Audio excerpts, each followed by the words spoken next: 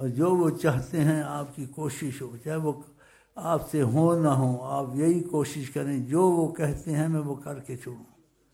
آپ سے ہو نہ ہو لیکن آپ کی تمنا یہی ہو، وہ خود ہی معاف کر دیتے ہیں، آسانی فرماتے ہیں، مکلف نہیں کرتے، آسانیاں فرماتے ہیں۔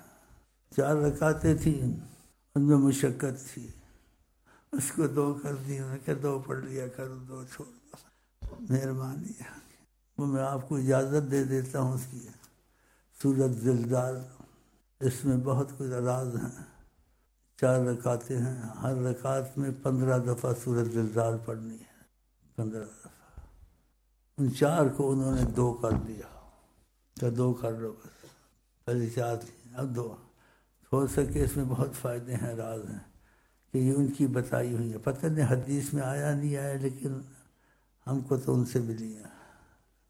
مشقت پہ یاد ہے، مشقت کم کرتے ہیں تو 2 رکعتیں پڑھ لیا کریں، فقط جمعے کی رات کو، ہر رات میں جمعے کی رات کو عشاء کے بعد پہلی رکعت میں 15 دفعہ سورۃ زلزال، دوسری 15 دفعہ زلزال، بس۔ اس کی اسرار بھید اللہ جانے، آقا جی جانے، یہ ان کی طرف سے عطا ہے۔ پھر 4 سے 2 کر دیں۔